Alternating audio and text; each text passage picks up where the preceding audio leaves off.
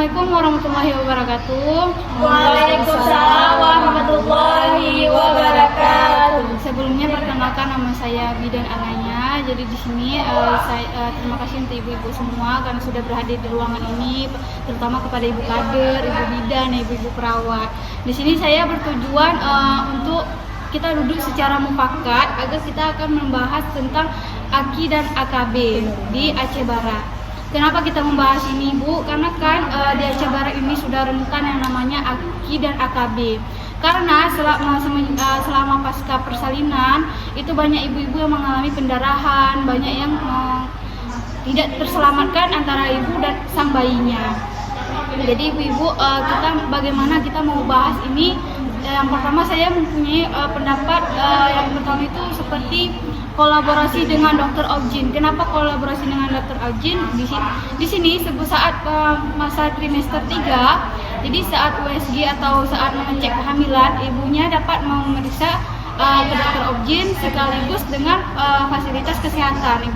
Ibu tersebut dapat juga mengetahui penyakitnya apa. Mungkin di sini ada sempit panggul gitu. Mungkin dari situ kita tahu kalau misalnya si ibu harus dilakukan sesar begitu, Ibu. Bagaimana ibu lain? Apa pendapat saya bisa diterima atau ada pendapat yang lain?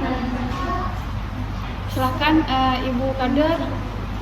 Ibu, sebelumnya saya izin bertanya ya, Bu. Jadi kan dari cerita Ibu tadi, penjelasan Ibu tadi, bagaimana kita kalau ada kolaborasi ya. Jadi bagaimana kalau misalkan warga yang tidak cukup akses untuk melakukan kolaborasi tersebut, tidak cukup akses untuk pergi ke rumah sakit, nonton USG, itu bagaimana, Bu? Nanti bagus ya pertanyaannya, bagaimana nanti warga yang tidak mampu untuk mengakses ke USG. Jadi di sini kita kan punya puskesmas sudah kolaborasi dengan yang namanya dokter Objin. Di situ nanti kita bakal melakukan USG secara gratis karena melakukan BPJS. Itu nggak ada lagi yang namanya pembayaran administrasi. Jadi nanti kalau misalnya warga nggak mampu, bisa mendatang ke langsung ke puskesmas kayak gitu, Ibu.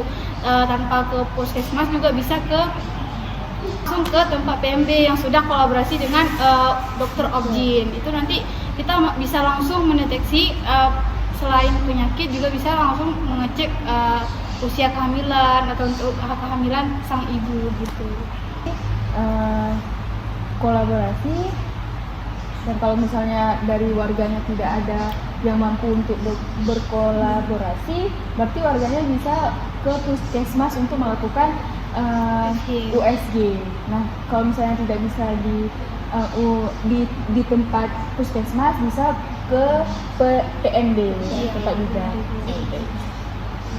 Selanjutnya mungkin ada yang tanya lagi atau memberikan pendapat. Mungkin pendapat saya sulit untuk warga atau ada pendapat dari ibu-ibu yang lain. Kan angka kematian ibu dan angka kematian bayi kan sudah membesar, Sudah marak ya. Nah, kita kan perlu juga ya sebagai tenaga kesehatan ini untuk berkontribusi dengan keluarganya, karena kan keluarga berperan penting ya bagi ibu hamil atau untuk sudah berkenan.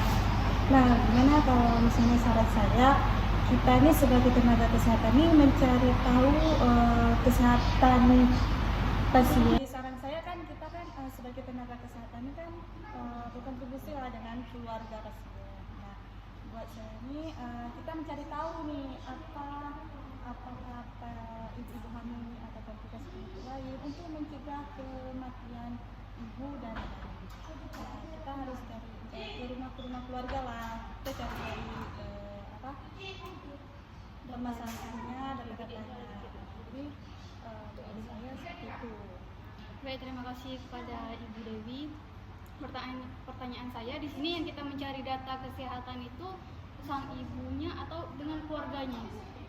Sang ibu iya, tapi ada didampingi oleh keluarga supaya kesehatan ibu itu bisa didampingi sama keluarganya untuk menjaga kesehatan. Bagaimana ya pendapat ibu-ibu lain? Pendapat saya sebenarnya bagus untuk datang ke rumah-rumah, kita mencari data, kita tahu kondisi komplikasi apa yang terjadi pada ibunya. Tapi sekira saya itu kalau misalnya kita mencari datanya, selain data tersendiri, saya ibunya sudah melakukan pemeriksaan di PMB atau puskesmas. Jadi di situ kita sudah mencatat yang namanya data kesehatan juga kan Ibu. Kita sudah lebih dulu sudah tahu apa yang namanya komplikasi terhadap sang ibu dan sang janin yang dikandungnya. Menurut saya seperti itu. Bagaimana Ibu Ai? Baik, bagus ya, idenya juga bagus. Berarti kita sebagai Tenaga tenaga kesehatan. kesehatan kita akan ke rumah-rumah warga kan. Nah, apakah ke rumah warga saja yang kita akan bahas, kita lihat oh ini dia sakit apa, atau kita juga harus memberitahukan ibu bahwa ibu ini ibu hamilnya jangan ada makanan pantangan, jangan menahan ibunya, atau kita memang mendeteksi masalah penyakit saja. Kita kan bisa aja kan mendeteksi masalahnya, tapi kita memberikan juga edukasinya kepada pasien dan keluarganya. Berarti nanti kita ke rumah warga, kita lihat mendeteksi penyakitnya apa, dan kita juga menyarankan ibunya untuk mengonsumsi apa. Iya, Bagus ya, bagus. Menurut Ibu, kalau misalkan kita yang ke rumah warga tuh nggak terlalu meribetkan, meribetkan kita maksudnya. Kalau ke rumah satu rumah, kalau misalkan kita buat di satu tempat, habis itu kita kasih pengumuman bahwa di satu tempat ini kita mengadakan ini pemeriksaan buat ibu hamil, buat anak-anak, itu kan lebih efektif gitu di satu tempat. Jangan kitanya yang ke rumah orang, itu gimana? Benar Ibu. Menurut saya mungkin fasilitas yang seperti Ibu bilang mengumpulkan itu cukup bagus, tapi menurut pendapat dari Ibu Dewi, datang ke rumah-rumah itu menggunakan akses dari sang pasien, karena dalam keadaan hamil atau keadaan menyusui dan ibu nifas itu nggak memungkinkan sang ibu datang berkunjung ke suatu tempat yang mungkin ramai atau banyak orangnya gitu. Mungkin ada pendapat dari tersendiri. Bisa juga sih dia membuat satu tempat kayak ibu seperti bilang. Cuman kan kalau misalnya kita ke rumah keluarga itu kan kita kayak Bu Maya bilang ya, nggak bisa kan, pasiennya kan lagi hamil, jadi mungkin dia nggak sempat datang atau apa.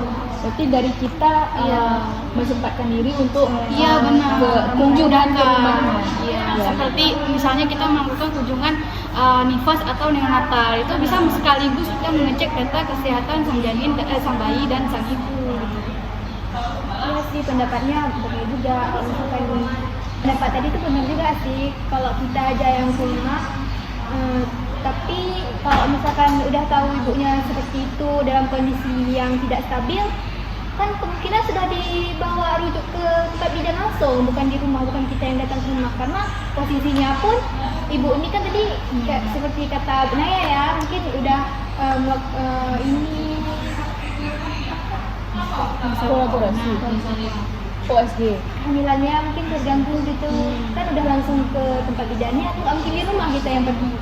ini maksud dari Ibu Dewi, bukan kita melakukan pemeriksaan kehamilan ke rumah, bukan, cuma kita dari tim kesehatan ini kita akan melakukan kunjungan ke rumah untuk melakukan, oh ini Ibu A misalnya hamil. Nah, dari Ibu A, apakah keluarga Ibu A ini ada terdapat keluarga yang penyakitan atau bagaimana? Kalau misalnya mendapatkan keluarganya yang ada misalnya DM atau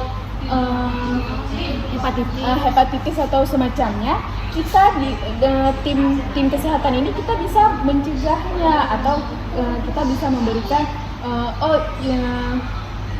keluarganya nanti bisa merujuk atau bagaimana, seperti itu. Nah, untuk kehamilannya ibu yang hamil ini harus tetap ke rumah sakit atau ke PMD atau ke puskesmas untuk melakukan pemeriksaan kehamilan, seperti itu.